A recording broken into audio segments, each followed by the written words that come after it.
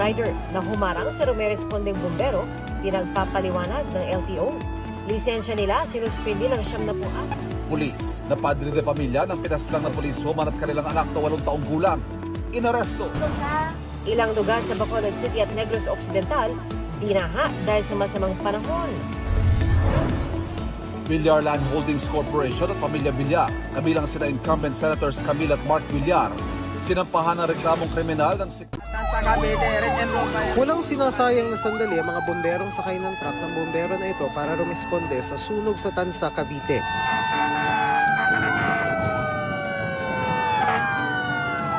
Matapos ang halos 30 minuto, isa pang truck ng bombero na sinundan ng isang rescue vehicle ang nakasabay nila sa daan. Hanggang sa nauna na ang mga ito. Sa gitna ng biyahe, isang asul na truck ang sumingit sa pagitan nila hanggang sa napadpad ito sa kanang bahagi ng kalsada. Pero isa pang puting truck ang humarang sa kanilang harapan na agad nilang sinita. Mag-overtake na sila, saka naman biglang kumabig pakaliwa ang asul na truck.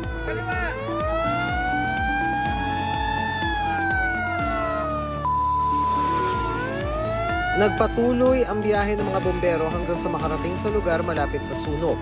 Nasa likod pa rin nila ang asul na truck. Dito na nagkaroon ng konfrontasyon. Ang driver ng truck nagpakilalang tauhan ng mayor.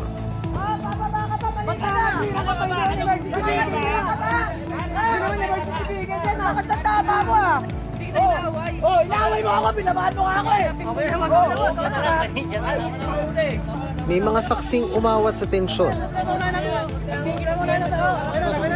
Nakarating na sa Land Transportation Office ang video na viral sa social media. Agad silang naglabas ng show cause order para sa mga sangkot. Inutusan nila ang may-ari at mga driver ng 2 truck na humarap sa opisina ng LTO sa Miyerkules. Itinuro ng suspect na ito ang mag-asawang suspect din na pumatay raw kay Police Senior Master Sergeant Dayan Marimo Lenido at kanyang 8 taong gulang na anak na si John Ismael. Sila po talaga. Wala na pong iba.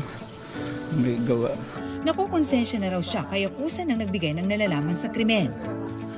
Napakasakit po. Nakita ko na lang nangyari, binabalot na nila. Doon yung bata, buhat-buhat na nilang gasawat, nilagay dun sa bodega. Wala nang buhay. Sinampahan ng Securities and Exchange Commission ng reklamong kriminal ang Villar Land Holdings Corporation. Ayon sa SEC, para ito sa market manipulation, insider trading at misleading disclosures na nagbago ng share price ng kumpanya at luminlang sa mga investor. Sinampahan ng Villar Land na dating Golden MV Holdings Inc. ng reklamong paglabag sa Securities Regulation Code. Bilang sa mga respondent, sina Villar Land Chairperson at dating Senador Manny Villar, dating Senadora Cynthia Villar at kanilang mga anak, kasama sina incumbent Senators Camille Villar at Mark Villar. Inireklamo rin ang ibang kaugnay na kumpanya at mga opisyal nito. Yan ang Infra Holdings Corporation na pag-aari ng kapatid ni Manny Villar at ang MGS Construction. Ayon sa SEC, sangkot ang mga naturang kumpanya sa trading activities na gumawa ng artificial demand at sumuporta sa presyo ng Villar Land shares. Mga nakatiwangwang na poste ang dinatna ni DPWH Secretary Vince Dizon ang inspeksyon ng dapat sanay malabog flyover sa Albay na 2021 pa sinimulang itayo. Clearly, pinabayaan. Obvious naman. Inabandon na naman.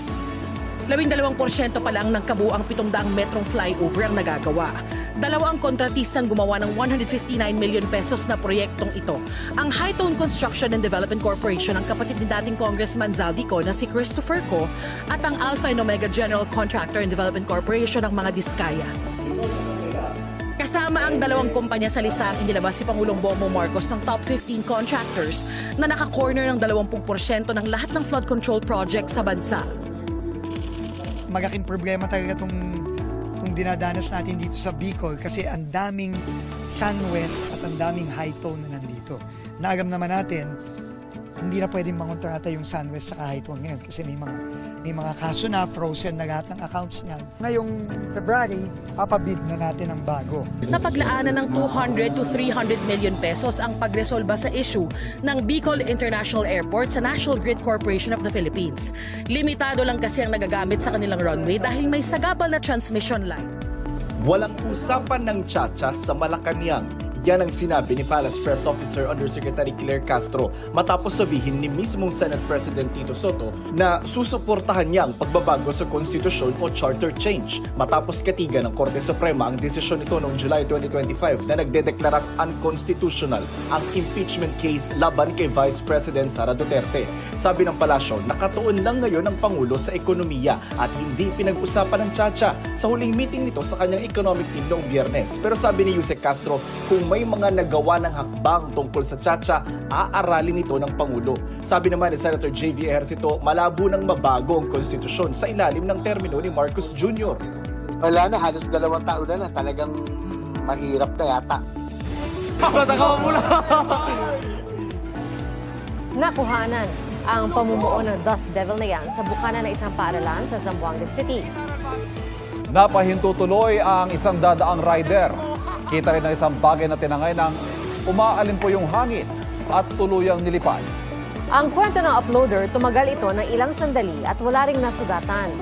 Ayon sa Pag-asa, hindi tulad sa buhawi na lumalabas kapag merong masamang panahon, nangyayari ang Dust Devil kapag sobrang init at medyo tuyo. Pilit nilusong ng ilang motorista at pedestrian ang malailog na kalsada sa Barangay Mandalagan, Bacolod City kagabi. Sa lakas ng ragasan ng tubig, hirap makausad ang mga motorsiklo. Agad tumulong ang ilang lalaki sa nabalahaw na rider. Maging ang multicab na ito, dahan-dahan ang takbo dahil sa lalim ng tubig. Ilan pang pangunahing kalsada sa Bacolod ang binaha dahil sa malakas na pag-ulan kagabi. Hirap makauwi ang mga inabutan ng abot-tuhod na tubig. Negros Occidental actually was under yellow rainfall kagabi, especially mga 6 o'clock. Medyo high dahil mga 7. Nagsagawa ng clearing at declugging operation ang ilang personnel ng engineering office ng lungsod. Sa inisyal na tala ng Bacolod City RRMO, 24 na barangay ang binaha. 146 individual naman ang inilikas.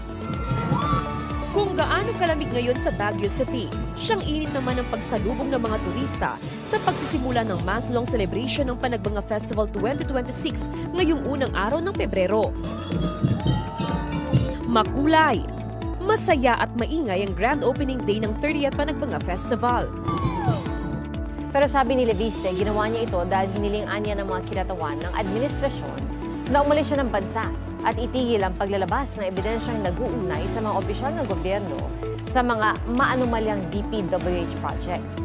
Mula February 8 hanggang July 26, ang hiniling niyang travel request.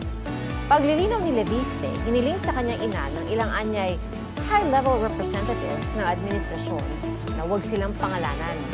Pero hindi naman daw siya mananatili sa ibang bansa sa loob ng 6 na buwan. Ngayong unang araw ng Pebrero, bumungad ang taas presyo sa LPG. Sa kada kilo ng LPG na pangkusina, piso at 55 sentimo ang dagdag presyo ng Solein. Piso at 50 sentimo naman ang sa Petron. At ang paliwanag ng mga kumpanya ng LPG, nakabatay ang presyo sa naging adjustment sa international contract price ng LPG ngayong buwan.